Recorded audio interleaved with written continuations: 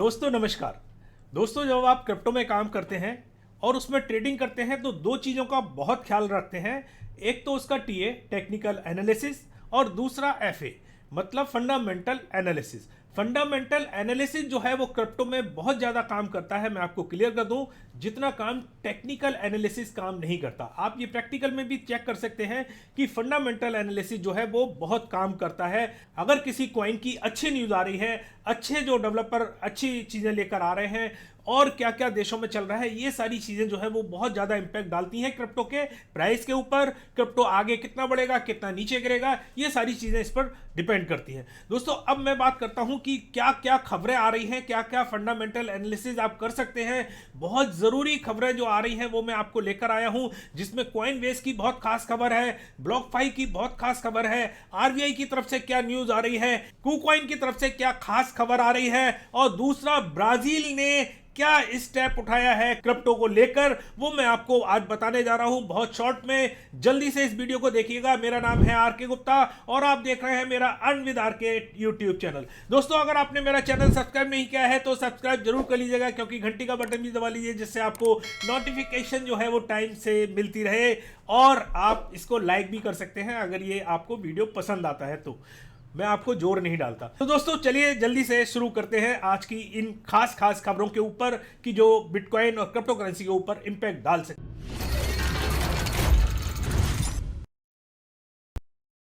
दोस्तों जो सबसे खास खबर आ रही है और वो खबर है कॉइनबेस की तरफ से, और आपको पता होगा यूएस का सबसे बड़ा एक्सचेंज है कॉइनबेस, और उसने एक चीज डिक्लेयर कर दी है जिससे काफी कुछ पैनिक मार्केट में आ गया है। वो मैं आपको न्यूज दिखाने जा रहा हूं स्क्रीन पर, और आप स्क्रीन पर देखिए क्या न्यूज आ रही है कि कॉइनबेस वॉलेट जो है वो एंड कर रहा है अपने सपोर्ट को बिटकॉइन कैश के लिए, इथेरियम क्लासिक के लिए, रिपल के लिए और स्टेलर के लिए मतलब एक्सएलएम के लिए।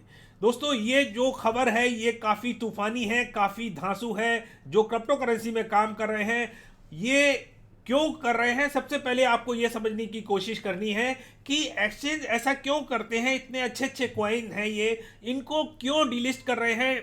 डिलिस्ट नहीं कर रहे बल्कि सपोर्ट जो है वो खत्म कर रहे हैं। इसके ऊपर वो अपनी जो उन्होंने स्टाफ लगा रखा है उसकी कटौती कर रहे हैं। उसके पीछे रीजन ये होता है कि जब किसी कॉइन का वॉल्यूम कम होता है, उसमें ट्रेडिंग कम होती है, उनके पास रेवेन्यू जो आना चाहिए वो नहीं आता, उनके खर्चे नहीं निकल पाते, तो ऐसे कॉइन को वो उसकी सपोर्ट जो है वो खत्म कर देते हैं और उसको कई बार वो डिलिस्ट भी कर देते हैं। तो दोस्तों इतने अच्छे अच्छे कॉइन हैं। ये मैं आपको बताऊं कि जब से ये आप देख रहे हैं कि बियर मार्केट चल रहा है, बहुत सारे कॉइन जो हैं वो ब्लीडिंग कर रहे हैं, उनके जो वॉल्यूम है वो बहुत कम हो गया है, बहुत कम लोग जो है उसमें ट्रेडिंग कर रहे हैं।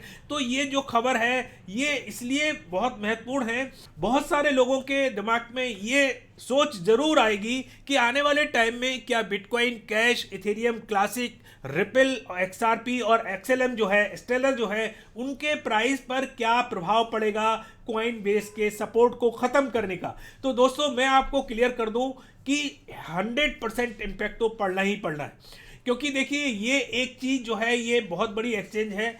कोई भी बड़ी एक्सचेंजेस है, चाहे बाइनेंस है, चाहे कुकॉइन है, चाहे कॉइनबेस है, जिनका वॉल्यूम बहुत अच्छा है, अगर वो इस तरीके का कदम उठाती हैं तो उसकी कम्युनिटी पर नेगेटिव इंपैक्ट पड़ता ही पड़ता है। लेकिन दोस्तों आपको मैं एक चीज क्लियर कर दूं कि ऐसा नहीं होगा कि ये कॉइन खत्म हो जाएंगे। कॉइन बहुत अच्छे हैं, इनकी कम्युनिटी बहुत अच्छी है और बहुत सारे जो एक्सचेंज हैं इनको जो है वो सपोर्ट कर रहे हैं। तो दोस्तों होगा क्या आने वाले टाइम में कि जैसे ही बियर मार्केट खत्म होगा और जैसे ही बुल मार्केट आएगा तो ये सारे कॉइन जो हैं वो दोबारा से अवेलेबल हो जाएंगे कॉइनबेस के ऊपर, क्योंकि कॉइनबेस भी नहीं चाहता कि वो अपना नुकसान करे। तो हमेशा ऐसी चीज़ों में ध्यान रखिएगा, ऐसा नहीं है कि आपका ये कॉइन जो है वो ख़त्म हो जाएंगे। हाँ अगर आप चाहें तो और अच्छा ऑप्शन ये ले सकते हैं कि इन कॉइन्स को आप बिटकॉइन में, इथेरियम में या और जो अच्छे अच्छे कॉइन हैं, मैटिक है, बीएनबी है, इनमें भी आप कन्वर्ट कर सकते हैं। अगर थोड़ा बहुत भी आपके अंदर डर का संशय है तो ये जरूर कर सकते हैं। दोस्तों अब मैं खबर लेता हूं BlockFi की तरफ से, और देखिए BlockFi ने क्या कहा है, क्योंकि उसने, आपको पता ही है, मैं आपको न्यूज दे चुका हूं, और आपने, अगर आप क्रिप्टो से जुड़े हैं तो आपको सारी अपडेट पता होगी कि BlockFi ने अपनी बैंक्रप्सी के लिए जो चैप्टर 11 है उसको दाखिल कर दिया है, और उनके वकील ने एक बहुत बढ़िया बात कही है कोर्ट के सामने कि BlockFi के 335 मिलियन डॉलर जो है वो FTX में फंसे हुए हैं, उसमें फंस गए थे, जिसके कारण ये सारी चीजें जो हैं वो जो खत्म हुई हैं और BlockFi पर जो है इंपैक्ट पड़ा है। दोस्तों लेकिन मैं आपको बता दूं कि सबसे बड़े आश्चर्य की बात क्या है कि BlockFi खुद अपने आप में एक्सचेंज है। तो जब आप खुद अपने आप में एक्सचेंज है तो ऐसी क्या जरूरत पड़ गई भैया कि आपको FTX में अपने जो क्रिप्टो है उसको जमा करने की? ये थोड़ी समझ से बाहर है। दूसरी चीज ये है कि अगर आपने खुद भी निकाल लिए होंगे, और क्योंकि FTX तो खत्म ही हो गई, उसके पीछे तो कुछ भी हो ही नहीं सकता, वो तो जीरो बता रहा है, अपना जो अमाउंट है वो हैक दिखा रहा है। तो ये एक तरीके से उसको ओट मिल गई, एक तरीके से सुरक्षा मिल गई कि वो कुछ भी बोल सकता है, 335 मिलियन डॉलर बोल सकता है, 900 मिलियन डॉलर बोल सकता है, कुछ भी बोल सकता है कि भैया मेरा ये चला गया, भले ही उसने वो पैसे अपनी जेब में रखे हों। दोस्तों तो ये ऐसी चीजें जो हैं वो सेंट्रलाइज एक्सचेंज के साथ होती रहती है। मैं हमेशा आप लोगों को यही रिकमेंड करूंगा, जब से इस तरीके की घटनाएं हुई हैं, आप ध्यान रखिएगा कि सेंट्रलाइज एक्सचेंज में अपना क्रिप्टो ना रखें, कोशिश करें डिसेंट्रलाइज एक्सचेंज में रखें या हार्डवेयर वॉलेट में रखें। इस तरीके की चीजों में रखेंगे तो आपका जो क्रिप्टो है वो लॉन्ग टाइम तक सुरक्षित रहेगा। तो दोस्तों ये तो खबर ही BlockFi की, जो इन्होंने इस तरीके की हथकंडे अपना रहे हैं। अब बात कर रहे हैं कि जो बहुत बड़ी खबर आ रही है उसमें KuCoin भी आ गया है।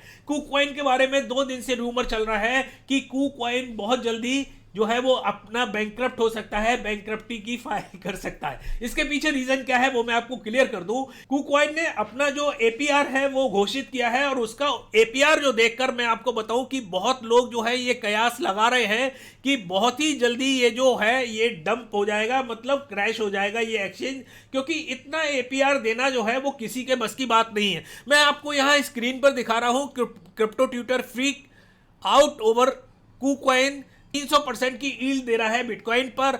और आपको मैं इसको दिखा दूं कि इसने कितना कितना जो है वो अनाउंस किया हुआ है।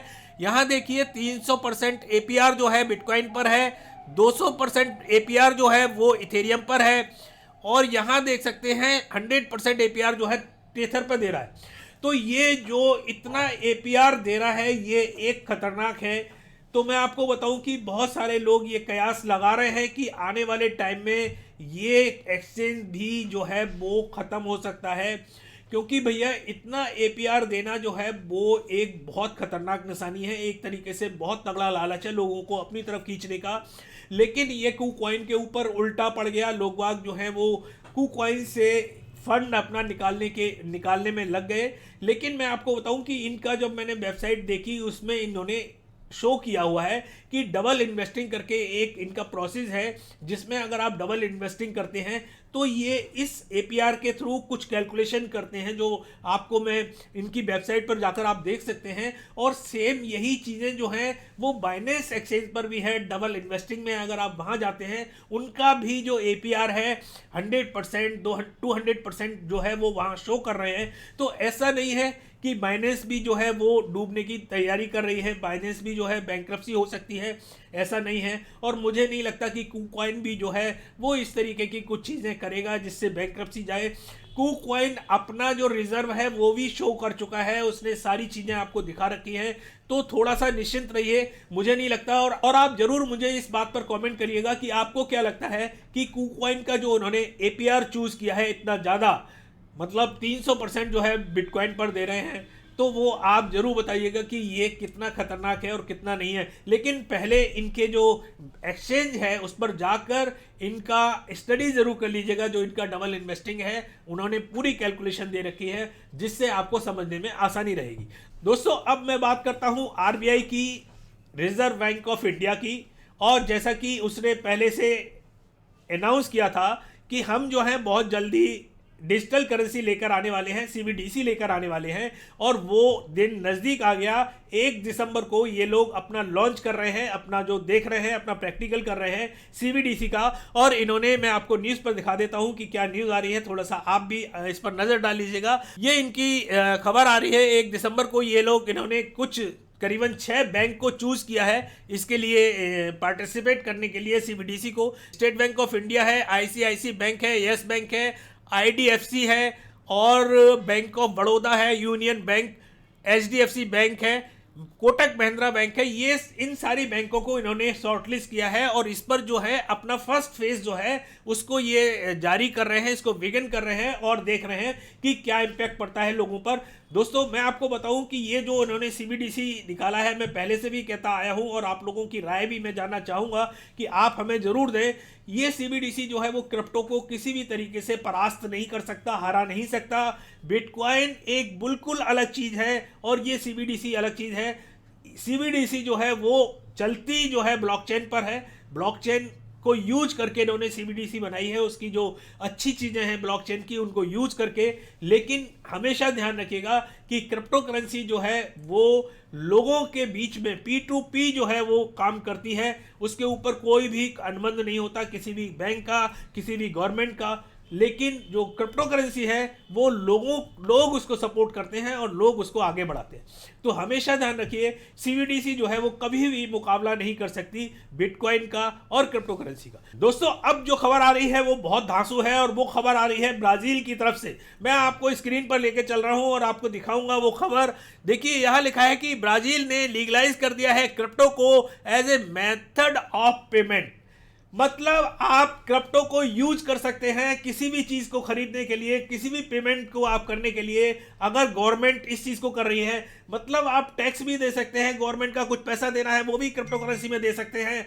आपको गाड़ी खरीदनी है उसको भी आप क्रिप्टो करेंसी में खरीद सकते हैं। तो ये एक बहुत अच्छी खबर आ रही है और मैं आपको नीचे दिखा रहा हूं। और इन्होंने ये चीज क्लियर कर दी है कि अभी उन्होंने लीगल टेंडर नहीं बनाया है ब्राजील के अंदर। तो दोस्तों, आप देखेंगे कि इस तरह काफी सारे कंट्री जो हैं वो धीरे धीरे क्रिप्टो के साथ जुड़ते जा रहे हैं और उसको एक तरीके से पेमेंट मेथड बना रहे हैं। पिछले वीडियो में मैंने बताया था कि रशिया ने जो कदम उठाया है कि डिजिटल करेंसी में वो पेमेंट करेंगे, जो इंटर स्टेट पेमेंट होंगे उसको वो ब्लॉकचेन यूज करेंगे और डिजिटल करेंसी यूज करेंगे। तो इस तरीके की काफी चीजें जो है वो डेवलप हो रही हैं क्रिप्टो करेंसी के लिए। और मैं आपको बताऊं कि कुछ लोग ये कहते हैं कि क्रिप्टो करेंसी डेड हो गई, वो लोग पागल हैं। कभी भी क्रिप्टो करेंसी डेड नहीं हो सकती। तो आप हमें कमेंट करके जरूर बताइएगा कि आपको क्या लगता है। तो दोस्तों, काफी कुछ खबरें हुई। जाने से पहले एक बार आपसे फिर कहना चाहूंगा, अगर हमारा आपने YouTube चैनल सब्सक्राइब नहीं किया है तो सब्सक्राइब कर लीजिएगा, घंटी का बटन भी दबा लीजिएगा।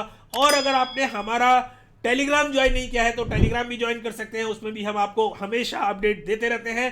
ट्विटर अगर आपने फॉलो नहीं किया है, ट्विटर भी फॉलो कर सकते हैं। नीचे कमेंट जरूर करिएगा कि आपको किस तरीके के वीडियो पसंद है, किस पर आपको चाहिए वीडियो आप देखना चाहते हैं, किस पर आप मेरा विश्लेषण देखना चाहते हैं, वो मैं आपको लेकर जरूर आऊंगा। तो दोस्तों, काफी कुछ अपडेट न्यूज हुई। अगली बार फिर किसी नई ताजा अपडेट के साथ आपके सामने फिर उपस्थित होंगे। तब तक के लिए नमस्कार।